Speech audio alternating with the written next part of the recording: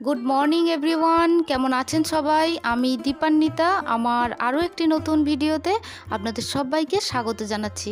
আশা করছি আমার এই ভিডিওটি আপনারা যে যেখান থেকে দেখছেন সকলেই ভালো আছেন।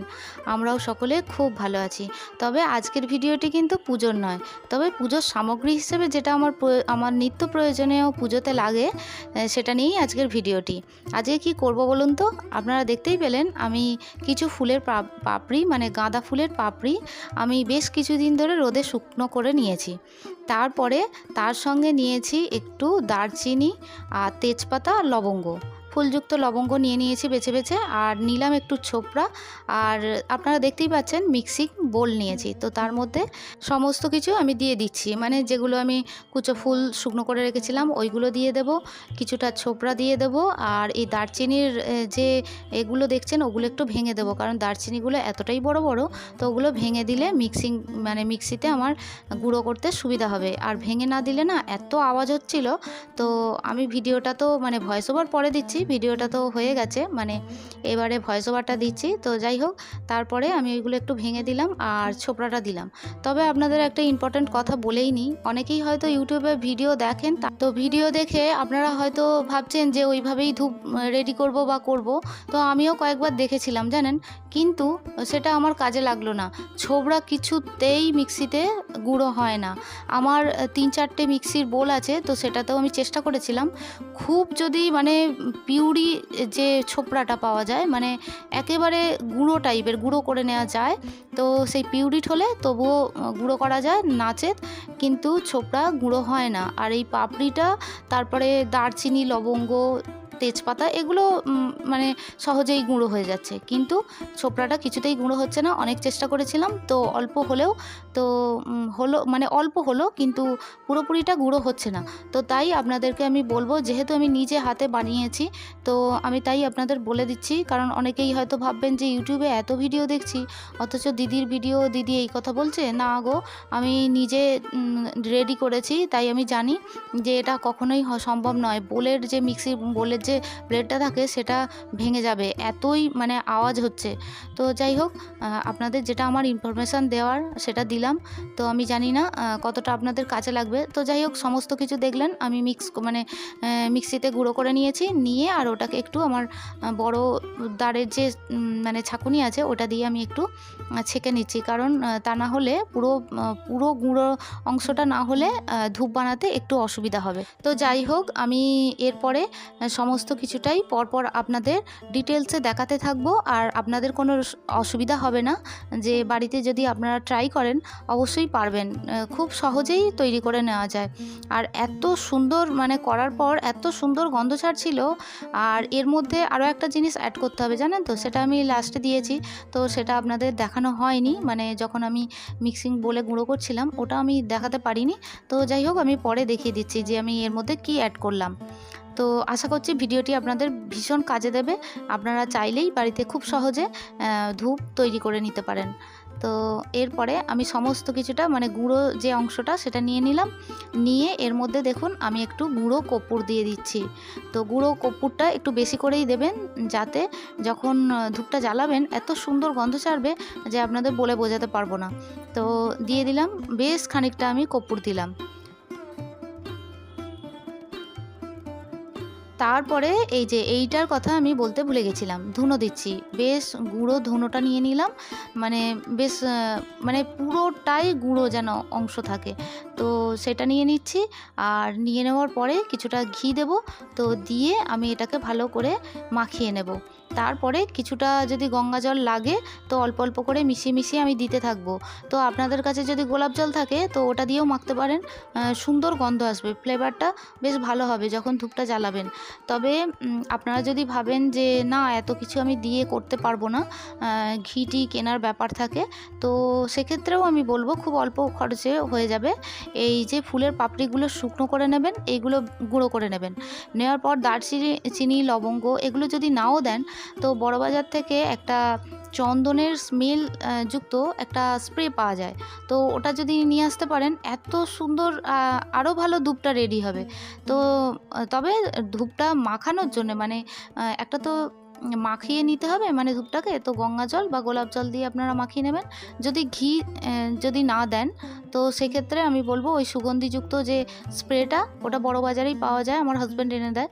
তো ওটা আমি আজকে দিইনি জানেন তো, ওটা অন্য একদিন, আরও কিছুটা আছে, তো অন্য একদিন আমি দেব, দিয়ে মানে চন্দনের ওটা স্মেল ছাড়বে, এত ভালো লাগে ওই গন্ধটা।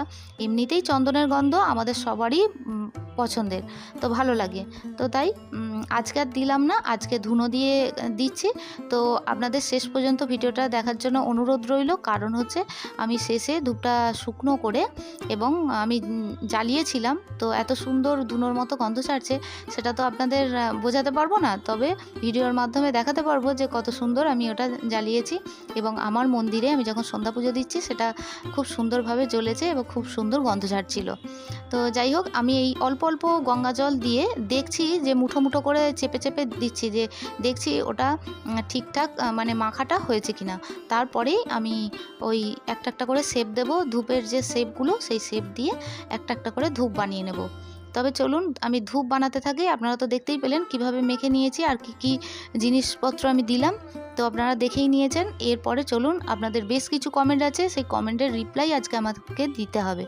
প্রথমেই রেখা যাদবের আমি রিপ্লাই দেব। রেখা যাদব বোন, তুমি জানিয়েছো যে দিদিভাই তুমি এডিটিং কিভাবে করো, আর আমি ভিডিও বানাতে চাই, তো এডিটিং ঠিকঠাকভাবে করতে পারছি না, তো তাই তুমি আমাকে 3-4টে ভিডিওতে, তুমি শুধু বড় ভিডিওতে নয় শর্ট ভিডিওতেও জানিয়েছো যে দিদি তুমি খুব শীঘ্র আমার সাথে দেখা করো।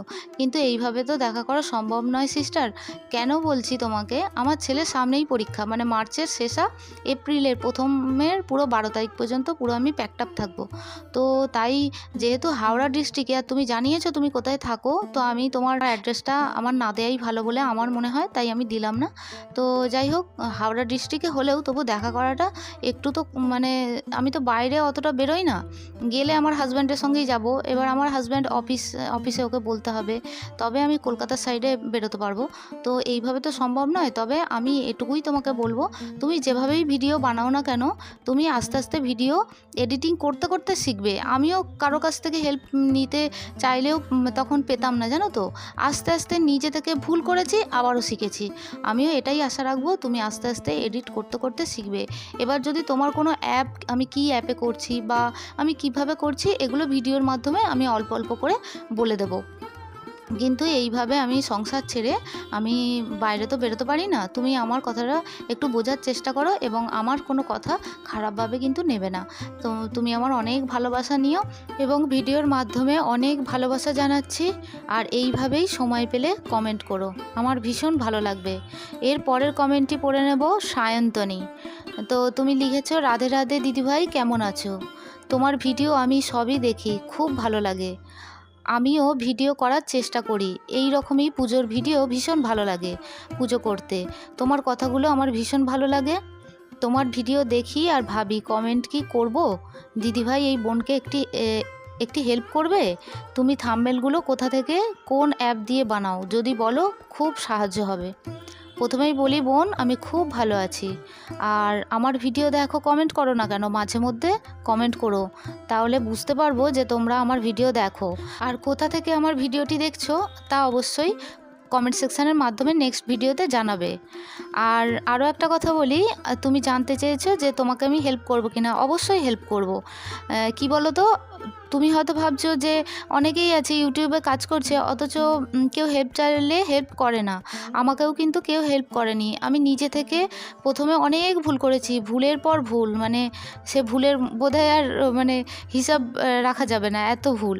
তো যাই হোক, ভুল করেছি, নিজেই শিখেছি। তা বলে এটা নয় তুমি আমার থেকে জানতে চাইছো আমি তোমাকে বলবো না। আমার থাম্বনেল আমি যে অ্যাপে করি সেটা হলো পিক্সেল ল্যাব।